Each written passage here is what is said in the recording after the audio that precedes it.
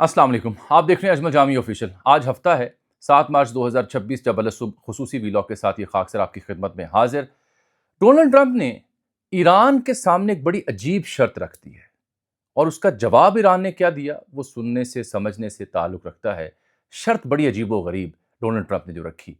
इस बीच में पिछले 12 घंटों में ईरान ने कहां कहां अमरीकी अहदाफ को निशाना बनाया, कई एक ममालिक को टारगेट किया और अपनी नई लहर में कुछ नया इजाफा उन्होंने किया है, नई टेक्नोलॉजी का इजाफा किया, नई जनरेशन के मिसाइल्स का इजाफा किया है। और बंद कमरे का जो इजलास हुआ पेंटागन में, वहाँ जो कांग्रेसमैन थे उनको क्या ब्रीफिंग में किस बात का इजहार किया गया कि ये हमारे लिए सरदर्द है अमरीकी जिम्मेदारों की जानिब से। यही नहीं बल्कि इसराइल पैरेलल ईरान के अलावा लबनान में क्या कार्रवाइयाँ कर रहा है उसकी तफसीलात भी बड़ी खौफनाक हैं, अफसोसनाक हैं। वो जो बच्चों का स्कूल था शजरा तैयबा में, 2 मुस्तनद अमरीकी अखबार और चैनल्स जो हैं वो तस्दीक कर रहे हैं कि ये अमरीकी फ़ौजियों ने ही कार्रवाई की थी। लेकिन इन मामलात पे आगे जाने से पहले एक ख़बर मैं आपको दे दूँ, आज बहुत ही अहम है कि इस जंग के हंगाम एक अहम तरीन मुल्क जो अमरीकी इत्तेहादी समझा जाने वाला, वो मशरक़ वुस्ता से अपनी फ़ौज वापस बुला चुका, बाकियों को भी वापस बुलाने का उसने ऐलान किया है। आइए सबसे पहले ज़रा गुफ्तगू का आगाज़ मैं करूँगा इस सारी सूरत हाल में। जो आलमी मईशत ये बेड़ा गर्क होने जा रहा है, पूरी दुनिया का निज़ाम इससे तहस नहस हो जाएगा इस जंग से। 25% मैंने अर्ज़ किया बार बार कि यहाँ से पेट्रोल की, डीज़ल की, क्रूड ऑयल की, यानी जो पेट्रोलियम मसनूआत है उनकी यहाँ से गुज़र है। और फिर जब एलएनजी बंद हो जाएगी उसकी भी 20% बनता है। फिर जो मिडल ईस्ट में जो इकॉनमी की सूरत हाल थी, सरमाया की सूरत हाल थी, मईशत थी जो जुड़ी हुई थी अमेरिका से और यूरोप से, उसका बेड़ा गर्क हो रहा है। तो उस चीज़ को देखते हुए शॉर्टेज हो रही है पेट्रोलियम की इन इलाकों में, तो पाकिस्तान ने जो फैसला किया उसमें मैंने किसी और तरह से बात करनी है। 55 रुपए फी लीटर इजाफा कर दिया। 5 नहीं, 10 नहीं, सीधा 55 रुपए फी लीटर, पेट्रोल और डीजल दोनों की कीमतों में इजाफा। और ये मैं आपसे बात अर्ज करूं कि तवक्को थी कि शायद कम इजाफा किया जाएगा, इतना ज्यादा नहीं होगा। 28 दिन के रिजर्व्स हमारे पास मौजूद है। 2-4 दिन पहले अगर जो लोग मेरा वीलॉग देखते हैं, मैंने अर्ज की थी कि जापान में उनकी पार्लियामान के अंदर यही बहस हुई। तो जापानी हुकाम ने बताया हमारे पास 200-250 दिनों का अभी स्टॉक पड़ा हुआ है। तो उन्होंने कहा अच्छा उसके बाद क्या होगा अगर सूरत हाल कशीदा रहती है। तो वो मुल्क ऐसे तैयारी करते हैं, हमारे पास सिर्फ 28 रोज़ का ज़ख़ीरा होता है और इसमें 321.17 पैसे, 321 रुपये 17 पैसे पेट्रोल की कीमत होगी और 335 रुपये डीज़ल की कीमत होगी। नाकाबिले यकीन ये इजाफा है कीमतों में। कतारें लगी हुई थी कल रात जब मैं घर वापस आ रहा था, अरे रात गए तो 12 बजे से पहले, और पेट्रोल डीजल उस तरह से मिल ही रहा था। अब होगा ये कि इत्तला ये है कि ये इजाफा इससे कहीं ज़्यादा हो सकता है और ये जा सकता है मज़ीद 70-80 रुपए तक। और चूँकि किल्लत होगी तो बार बार कीमतों में इजाफा करना नागुज़ीर होगा। ऑनलाइन क्लासें या फिर वर्क फ्रॉम होम की ऑप्शन भी ज़ेर गौर है, पता नहीं कब उस पे फैसला करते हैं। लेकिन ये काम नहीं है, काम करने के ये है कि जो पेट्रोल में, डीज़ल में पर लीटर आप लेवी टैक्स देते हैं 70-80 रुपए, वो क्यों नहीं हुकूमत चंद माह के लिए मौखर कर देती, ताकि आम बंदे पे उतना बोझ ना डले। और फिर जो सरकारी अखराजात हैं, पेट्रोल दिया हुआ फ्री, उसमें कटौती क्यों नहीं करती? इसमें खौफनाक बात पता है क्या है कि जो इलाके हैं हमारे गल्फ़ के, मशरिक़ वुस्ता के, 55 लाख पाकिस्तानी काम करते हैं वहाँ पे, कम से कम। 26 लाख तो सिर्फ़ सऊदी अरब में हैं और यूएई में 18 लाख हैं, बाकी कुवैत, कतर, बहरीन, ओमान यहाँ भी काम करते हैं। और ये लेबर भी हैं, प्रोफ़ेशनल्स भी हैं। बराह रास्त जो असर पाकिस्तान पे पेट्रोल कीमत की वजह से तो पड़ेगा एक आम बंदे के ऊपर। दूसरा असर ये पड़ेगा क्योंकि ये लोग ज़र मुबादला भेजते हैं जो पाकिस्तान की इकॉनमी में ऑक्सीजन है, रेमिटेंसेस की बुनियाद पे चल रहा है, कारोबार तो यहाँ चल नहीं रहा था। तो ये है ख़तरनाक पहलू जिसकी वजह से पाकिस्तान इससे सबसे ज़्यादा मुतासिर हो सकता है, हो रहा है। बहरहाल जंग के ऊपर वापस आते हैं। ईरान की पहले जो है कार्रवाइयाँ वो ज़रा मैं डिटेल में बयान कर लूँ और फिर अमरीकी सदर का भी ज़िक्र मैंने करना है। ईरान में अब तक कुछ 1332 अफराद शहीद किए हैं और ईरान ने 23वीं लहर जो है अपने हमलों की, उसका आगाज़ कल रात कर दिया था। खैबर शिकन जो इनका मिसाइल है और उसको बार बार लॉन्च किया जा रहा है, उसमें क्लस्टर की हैसियत या सलाहियत मौजूद है। क्लस्टर बॉम्ब बन जाते हैं जो मल्टीपल इलाकों में फिर फैल जाते हैं। कल भी बयान मैंने किया था। ईरान ने यह दावा बिल्कुल दुरुस्त किया कि अब वो जनरेशन 1, जनरेशन 2 की बजाय जनरेशन 3 और 4 पे शिफ्ट हो रहे हैं, ताकि ज़रा पता चले। हमलों में शायद कमी हो, लेकिन टेक्नोलॉजी और सिस्टम जो अब लॉन्च किया जा रहा है वो तगड़ा और धांसू है, उसकी तस्दीक भी हो रही है। ईरान ने कतर, بحرین اور کویت میں مختلف جو تنصیبات تھیں امریکہ کی ان کو پھر ٹارگٹ کیا ہے. ایران نے پیٹریائٹ کا جو ایئر ڈیفنس سسٹم ہے لگا ہوا یو اے ای میں ایک دفعہ پھر اس کو ہٹ کیا, اس کی سائٹ کو ہٹ کیا اور سکسیسفلی ہٹ کیا. ریان گرم جو ڈراپ سائٹ کا صحافی ہے اس نے تصویریں بھی اس کی نشر کر رکھی ہیں ایکس کے اوپر اگر آپ جائیں گے تو. اچھا, تل ابیب سے جو خبریں آئیں, انہوں نے بام شیلٹر جو کل کہا کہ جی باہر نکلیں شہری, دوبارہ ان کو وہاں بھیجا ہے. اور ڈگلس میگریگر جو سیکیورٹی ایڈوائزر رہا امریکہ کا ایک زمانے میں, جس کے بڑے مشہور ٹویٹ ہوئے ان دنوں, اس نے دعویٰ کیا ہے کہ Tel Aviv under serious air assault ہے, یعنی میزائل ڈرون وہاں پہ آ کے ہٹ ہو رہے ہیں. 11:30 بجے اس نے دعویٰ کیا کہ رات بھر یہ کاروائی جاری رہے گی. اردن اور یو اے ای میں جو تھرڈ سسٹم ہے ڈیفنس کا اس کو, اور ANTPY-2 دو سسٹم ہیں جس کو ہٹ کیا ہے ایران نے کامیابی کے ساتھ. CNN نے اس کی تصدیق کی خبر نشر کی, وہ کہ سینٹ کام اس کی تردید کر رہا ہے. ایک بھارتی صحافی واپس آئے, ان کا ویڈیو کلپ بڑا وائرل ہوا پڑا ہے. وہ کہتے ہیں ٹیکنالوجی اسرائیل کی اپنی جگہ تگڑی ہے لیکن ان حملوں کے سامنے ناکام ہوئی. میں دیکھ کے آیا ہوں, واپس آئے ہیں, پہنچے ہیں, اور وہاں پہ سخت سینسرشپ ہے اسرائیل میں. یعنی آپ زخمی یا ڈیڈ باڈیز یا جو تباہی ہوئی ہے یا ہسپتال ہیں ان کو دکھا ہی نہیں سکتے. اور وہ CNN کا کلپ بھی وائرل ہوا جہاں پہ صحافیوں نے کہا کہ میزائل آ رہے ہیں لیکن ہم دکھا نہیں سکتے. اور اس نے کہا 100 فٹ نیچے زیر زمین انہوں نے شیلٹر بنایا جہاں پہ شہریوں کو چھپا دیتے ہیں. اچھا, فارس نیوز جو ہے ایران کا, اس نے بتایا ہے کہ ایک افسوسناک خبر کو کہ 2 مزید اسکول ہیں جنوب مغرب میں, جن کو تہران کے جنوب مغرب میں, جن کو پراند جو ان کا علاقہ ہے وہاں ہٹ کیا گیا ہے. ایک دفعہ پھر اسکول کے اوپر نیو یارک ٹائمز کی خبر مستند, اور پھر CNN کی جو صحافی ہیں خاتون ایک ایزابیل, اس نے بھی تصدیق کی. میں نے اس کی رپورٹ دیکھی بھی, اور یہ جو نیو یارک ٹائم کی رپورٹ ہے یہ پڑھی, تحقیق کی انہوں نے, اور 2 امریکی حکام کا نام لیے بغیر لکھا کہ شجرہ طیبہ میں جو حملہ ہوا تھا اس میں 28 فروری کو, اس میں جو 182 افراد شہید ہوئے, اکثر بچے تھے, معصوم اسکول کی بچیاں تھیں. تو انہوں نے کہا یہ امریکی بمباری کا نتیجہ تھا, اور ہدف اسکول کے قریب ایک ایرانی بحری مرکز تھا. اس سے ایک اور مراد ہے, یہ تو اعتراف ہے اپنی غلطی کا کہ آپ کی ایکوریسی ٹھیک نہیں تھی. اگر آپ نے وہاں پہ بحریہ کا جو مرکز تھا اس کو ہٹ کرنا تھا, بچوں کو کیوں ہٹ کیا؟ غفلت ہے. آپ سیکرٹری آف جو وار ہیں ان کے پیٹ ہیگزت, ان سے کسی کو پوچھنا چاہیے کہ ہاں جی آپ تو تحقیق کر رہے ہیں, یہ تو رپورٹ پول کھول رہے ہیں. خبر ایک اور آئی جو قدس فورس کے سربراہ تھے اسماعیل قانی, سفید داڑھی والے چوڑا چہرہ, جن کے بارے میں یہ شک تھا کہ جی ہر میٹنگ میں جب یہ اٹھ کے جاتے ہیں تو اہم ترین بندوں کی, تو وہاں پہ ان کو ٹارگٹ کیا جاتا ہے, تو شاید یہ کہیں موساد کے ایجنٹ تو نہیں, کیونکہ یہ اسرائیل نے دعویٰ کیا ہوا ہے پبلکلی, ان کے سابق چیف کا دعویٰ موجود ہے کہ انٹرویو میں, تو اطلاع کچھ ایرانی حلقے دیتے ہیں کہ شاید ان کا خاتمہ کر دیا گیا ہے پاسداران انقلاب کی جانب سے. ماریو نوفل صحافی, اس نے دعویٰ کیا کہ ایک سینیٹر ہیں ٹم کین, اور ایک سیکرٹری دفاع, یعنی سیکرٹری دفاع سے مراد سیکرٹری آف وار جو نیا نام رکھا, پیٹ ہیگزٹ, فاکس نیوز کے اینکر جو کبھی ہوتے تھے. اس نے کہا ہے کہ کانگریس کا ایک بند کمرے کا اجلاس ہوا ہے, اس میں یہ دونوں جو احباب ہیں, 2 سینیٹرز, یعنی یہ ایک ٹم کین اور دوسرا سیکرٹری دفاع, انہوں نے کانگریس مین کو بریفنگ میں کہا کہ جو شاہد میزائل ہے, یعنی بڑا اچھا کام کر رہے ہیں, زبردست ایران کی بینڈ بجا دی, لیکن جو شاہد میزائل ہے, شاہد ڈرون ہے جس کا ہم ذکر کرتے ہیں, یہ بڑا درد سر بنا ہوا ہے. نچلی اس کی پرواز ہے, رفتار کم ہے, تباہ کرنا مشکل ہوتا ہے.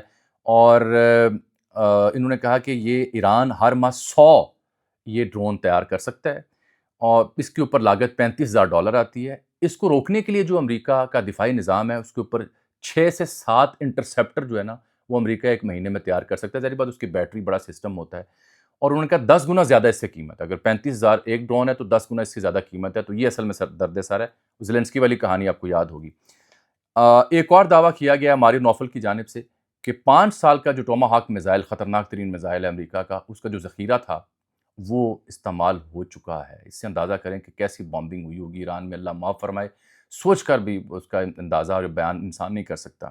50 ارب ہنگامی مانگ لیے ہیں امریکی محکموں نے کہ جی جنگی صورتحال ہے, اور اپنی سرکار سے کہا 50 ارب پیدا کریں کیونکہ بہت بری صورتحال ہے.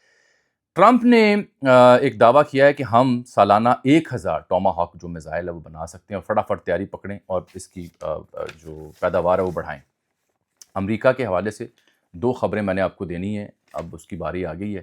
ڈونلڈ ٹرمپ نے جو فرمائش کی وہ یہ ہے کہ انکنڈیشنل ہمیں ایران سے سرنڈر چاہیے. ایران غیر مشروط سرنڈر کرے, غیر مشروط طور پر جھکے ہمارے سامنے, اس سے کم ہمیں ڈیل قبول نہیں.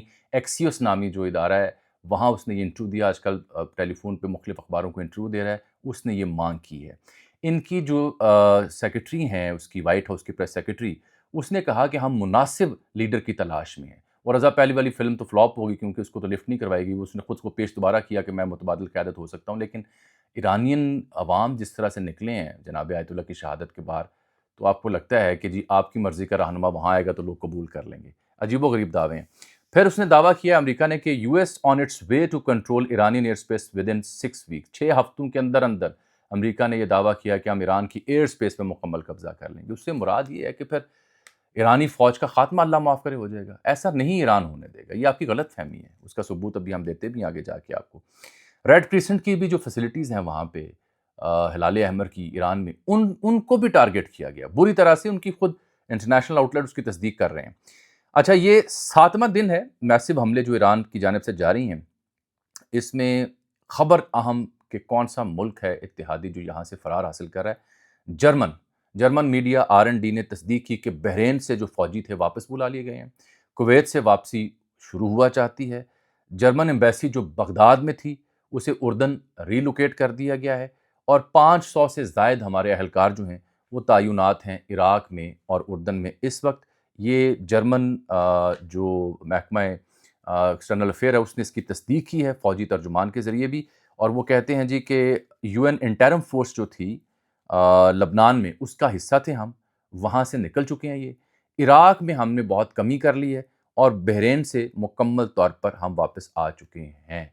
یہ صورتحال ہے اتحادیوں کی۔ ایک رائے یہ بھی پائی جاتی ہے جو دمتری میدووف تھے اور ابھی بھی ہیں بلکہ روس کے جو ہیں ڈپٹی چیئرمین، ان کی جو رشیا کی نیشنل سیکیورٹی کونسل ہے اس کے ڈپٹی چیئرمین ہیں دمتری میدووف، انہوں نے بڑا معنی خیز ٹویٹ کیا جس کا ترجمہ کچھ یوں ہے کہ خلیجی ممالک نے تحفظ کے لیے اڈے دیے نا امریکہ وغیرہ کو، امریکہ نے صرف ایک ملک کا دفاع کیا، اسرائیل۔ سوچیں کہ کیا آپ کو واقعی امریکی اڈوں کی ضرورت ہے؟ یہ اڈے تحفظ نہیں بلکہ ایک خطرہ بن چکے ہیں، یہ انہوں نے ٹویٹ کیا۔ اچھا، فائنینشل ٹائمز نے اور واشنگٹن پوسٹ اور رائٹرز نے دو، فائنینشل ٹائم کی تو خبر میں نے پڑھی، اس نے یہ دعویٰ کیا کہ روس اصل میں ہیلپ کر رہا ہے ایران کو to target US military assets in Middle East, کہ مشرق وسطیٰ میں جو ان کے ایسٹس جو بیسز ہیں جہاں پہ بڑی کامیابی سے درستگی کے ساتھ ایران حملہ کرنے میں کامیاب ہو رہا ہے، تو اس کی بنیادی وجہ وہ کہہ رہے ہیں کہ روس ان کو ہیلپ کر رہا ہے۔ تو مجھے اس سے یاد آیا کہ وال اسٹریٹ جرنل کی خبر پھر گوگل پہ مجھے نظر آئی اچانک 2025 کی، وہ خبر یہ تھی کہ امریکہ یوکرین اور روس جنگ میں یوکرین کو انٹیلیجنس فراہم کر رہا ہے۔ وہ بعد میں لاوارث چھوڑا، پھر زیلنسکی نے صاحب برابر کیا، کل کہہ کے کہ مجھ سے مدد مانگ رہے ہیں کہ شاہد ڈرون سے کیسے نمٹنا ہے۔ تو یہ اگر امریکہ یوکرین کی انٹیلیجنس کر سکتا ہے تو یہاں پہ رشیا کیوں نہیں کر سکتا؟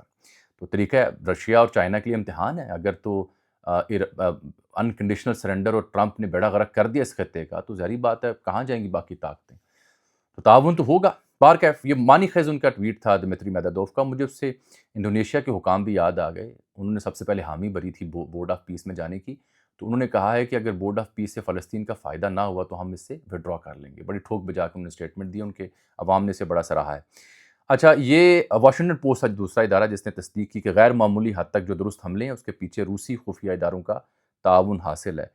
ایران کا جو کمانڈ اینڈ کنٹرول سسٹم ہے اور فوجی انفراسٹرکچر ہے وہ اس کے ساتھ رابطے میں ہے، جس کو بار بار امریکہ کہتا ہے کہ ہم نے تباہ کرنا ہے۔ کلیش رپورٹ نے خبر دی کہ چائنا، کیونکہ چین کے بارے میں بھی لوگ سوچتے ہیں، چین براہ راست کبھی کسی جنگ کا حصہ نہیں بنتا، چین کے اپنے طریقہ کار ہیں، اسی لیے انہوں نے تیل باہر بھیجنا بند کر دیے، بندوبست اور تیاریاں شروع کر دی ہیں۔ اس نے کلیش رپورٹ نے یہ دعویٰ کیا کہ may be preparing to assist Iran with financial support, مالی مدد کر سکتے ہیں، اسپیئر پارٹس دے سکتے ہیں، میزائل کمپارٹمنٹس جو ہیں، میزائل جو ان کے یعنی ساز و سامان پرزہ جات ہوتے ہیں، اگر میں لفظ غلط بول بیٹھا ہوں تو معذرت، وہ انہوں نے کہا جی دینے کا دعویٰ ہے۔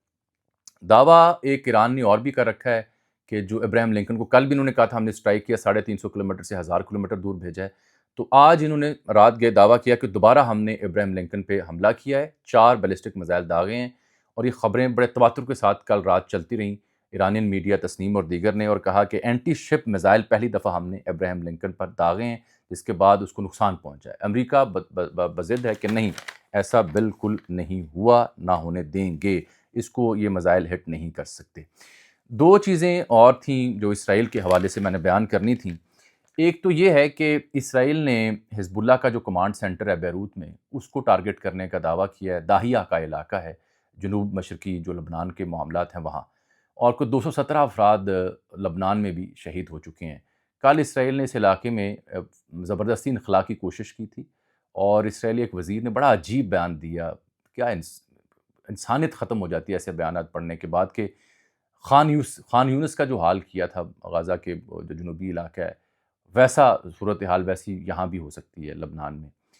تو 400 ٹارگٹ ہیں جو اسرائیل دعویٰ کر رہا ہے کہ ہم نے پچھلے رات میں ایران پر 400 مقامات پہ ہم نے حملے کیے ہیں ایک دن میں، اور یہ بیلسٹک میزائل کے جو لانچرز ہیں، سٹوریج ہیں، یا ڈرون کی لانچر اور سٹوریج، ان کو ٹارگٹ کیا ہے۔ مغربی ایران میں ایک ٹرک تھا جو ایئر ڈیفنس سسٹم لے کے جا رہا تھا، اس کی تصویر انہوں نے جاری کی ہے اسرائیلی آرمی نے۔ اب اصل میں میں اب مفہوم واضح کر کے تھوڑا تجزیاتی پہلو بھی آپ کے سامنے لے کے آتا ہوں۔ اب یہ ہو رہا ہے ٹیسٹ ایران کی حکمت عملی کا اور ان کے جذباتی پن کا۔ ایران کی حکمت عملی بڑی سوچی سمجھی اور تسلی بخش اس لیے ہے کہ ایران کے اوپر یہ کوئی اچانک افتاد نہیں آئی۔ ایران نے 2 دہائیاں یہ دیکھا، سہا اور تیاری کی ہے۔ ان کو علم تھا ان کے ساتھ کیا ہونا ہے، دے نیو، جیسے آیت اللہ صاحب کے بارے میں بھی کہا جاتا ہے۔ تو ایران نے بندوبست ایسا کیا ہے کہ اس کو لمبا کھینچا جا سکتا ہے، اسی لیے انہوں نے یہ جو کہنا کہ ان کے میزائل یا ڈرونز ختم ہو گئے ہیں، کہانی اس کے برعکس ہے۔ کیلکولیٹڈ چلیں گے تاکہ لمبا چل سکے، اگر لمبا چلنا مجبوری ہو چکی ہو۔ لانچر موویبل ہیں، 25,000 سے زائد ہیں پورے ملک میں، اسی لیے ایک ٹرک جو موویبل تھا، نشاندہی ہوئی تو اس کو انہوں نے تباہ کیا اسرائیل نے۔ اس کے علاوہ زیر زمین فیسلٹیز اتنی گہری ہیں کہ کوئی بھی باموں سے تباہ نہیں کر سکتا، اور امریکہ نے زمینی فوج بھیجنے سے تو کل ہی یوٹرن ٹرمپ نے لے لیا تھا۔ تو مجھے نہیں معلوم کہ امریکہ اپنی مرضی کا بندہ ایسے کہاں نافذ کر سکتا ہے بغیر فوجیں اتارے، اور دوسرا ایران کا مکمل جو سسٹم ہے وہ کیسے تباہ کر سکتا ہے صرف ایریل سٹرائکس کی وجہ سے، کیونکہ ایران نے اسی کی تیاری کر رکھی ہے سالہ سال سے۔ ان کو پتا تھا کہ ایئر فورس مارٹی ہے، انہیں سب علم تھا کہ ہے ہی نہیں، پرزے نہیں ملتے، دنیا تعاون نہیں کرتی۔ تو ایران نے لا محالہ وہ تیاری کر رکھی ہے، اور وہ ایگزاسٹ کرنا چاہتے ہیں کہ یہ ایگزاسٹ ہوں زیادہ سے زیادہ۔ ثبوت بند کمروں میں جو ان کے وزراء اور دیگر لوگ بات کر رہے ہیں، اب تو انٹرنیشنل میڈیا بات کر رہا ہے، اس کی صورت میں آپ کے سامنے موجود ہے۔ مجھے آج کے لیے اجازت دیجیے، انشاءاللہ آپ سے ملاقات ہوگی کل کے ویلاگ میں، تب تک کے لیے